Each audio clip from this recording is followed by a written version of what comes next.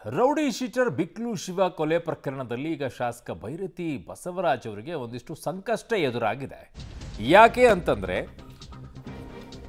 ಅವರಿಗೆ ಬಂಧನಕ್ಕೆ ನೀಡಿರುವಂಥ ರಕ್ಷಣೆ ಏನಿದೆ ಅದರ ತೆರವಿಗೆ ಈಗ ಸಿಐಡಿಗೆ ಅರ್ಜಿಯನ್ನು ಸಲ್ಲಿಕೆ ಮಾಡಲಾಗಿದೆ.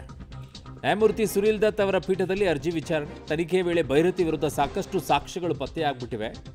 ಭೈರತಿ ಬಂಧನ ಮಾಡಲು ಬೇಕಾದಷ್ಟು ಸಾಕ್ಷ್ಯಗಳು ಸಿಕ್ಕಿವೆ. ಹೀಗಾಗಿ ಬಂಧನಕ್ಕೆ ನೀಡಿರುವಂತಹ ರಕ್ಷಣೆಯ ತೆರವಿಗೆ ಸಿಐಡಿ ಅರ್ಜಿಯನ್ನು ಸಲ್ಲಿಕೆ ಮಾಡಿರೋದು. ಹೈಕೋರ್ಟ್ನಲ್ಲಿ ಭೈರತಿ ವಿರುದ್ಧ ಸಲ್ಲಿಕೆಯಾಗಿರುವಂತಹ ಅರ್ಜಿ ವಿಚಾರಣೆ ನಡೀತಾ ಇದೆ. ಸೊ ಸಿಐಡಿ ಅರ್ಜಿಯನ್ನು ಸಲ್ಲಿಕೆ ಮಾಡಿದೆ, ತನಿಖೆ ಮಾಡಿದ್ದಾರೆ. ತನಿಖೆಯ ಸಂದರ್ಭದಲ್ಲಿ ಅನೇಕ ರೀತಿಯಾದಂಥ ಸಾಕ್ಷ್ಯಗಳು ಭೈರತಿ ವಿರುದ್ಧ ಪತ್ತೆಯಾಗಿವೆ. ಹಾಗಾಗಿ ಅವರ ಬಂಧನ ಮಾಡಬೇಡಿ ಅಂತ ಏನವ್ರಿಗೊಂದು ರಕ್ಷಣೆ ಏನಿದೆ ಅದನ್ನು ತೆರವು ಮಾಡಬೇಕು ನೀವು ಅಂತ ಕೇಳಿಕೊಂಡಿದ್ದಾರೆ. ಸೊ ಹಾಗಾಗಿ ಆಂಟಿಸಿಪೇಟಿವ್ ಬೇಲ್ ಈಗ ಕ್ಯಾನ್ಸಲ್ ಮಾಡ್ತಾರಾ ಏನು ಅಂತ ನೋಡಬೇಕಾಗಿದೆ. ಈಗ ಸದ್ಯಕ್ಕೆ ಹೈಕೋರ್ಟ್ನಲ್ಲಿ ಅರ್ಜಿ ವಿಚಾರಣೆ ಕೂಡ ಇದೆ.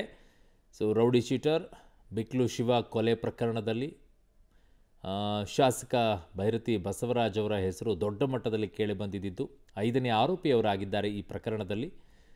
ಸೊ ಅವರನ್ನು ಈಗ ವಶಕ್ಕೆ ತಗೊಳ್ಳೋಕ್ಕೆ ಸಿಐಡಿ ಮುಂದಾಗಿದೆ. ಕಾರಣ ಅವರಿಗೆ ಅನೇಕ ಸಾಕ್ಷ್ಯಗಳು ಸಿಕ್ಕಿವೆ. ಹಾಗಾಗಿ ಅವರಿಗೆ ಬಂಧನದ ರಕ್ಷಣೆ ಏನು ಕೊಟ್ಟಿದ್ದೀರಾ, ಬಂಧನದಿಂದ ಅದನ್ನು ತೆರವು ಮಾಡಬೇಕು ಅಂತ ಕೇಳಿಕೊಂಡಿದ್ದಾರೆ. ಸೊ ರೌಡಿ ಶೀಟರ್ ಬಿಕ್ಲು ಶಿವ ಕೊಲೆ ಪ್ರಕರಣದಲ್ಲಿ ಭೈರತಿ ಬಸವರಾಜ್ ಅವರಿಗೆ ಈಗ ಸಂಕಷ್ಟ ಶುರುವಾಗಿದೆ. ಯಾಕೆ ಅಂತಂದರೆ ಹೈಕೋರ್ಟ್ನಲ್ಲಿ ಒಂದು ಅರ್ಜಿಯನ್ನು ಸಿಐಡಿ ಅವರು ಸಲ್ಲಿಕೆಯನ್ನು ಮಾಡಿದ್ದಾರೆ. ಅವರ ಬಂಧನಕ್ಕೆ ರಕ್ಷಣೆ ಏನು ಕೊಟ್ಟಿದ್ದಾರೆ ಅದನ್ನು ತೆರವು ಮಾಡಿ, ಕಾರಣ ತನಿಖೆಯ ವೇಳೆ ಭೈರತಿ ವಿರುದ್ಧ ಅನೇಕ ಸಾಕ್ಷ್ಯಗಳು ಪತ್ತೆಯಾಗಿವೆ ಅನ್ನೋದನ್ನು ಕೇಳಿಕೊಂಡಿದ್ದಾರೆ.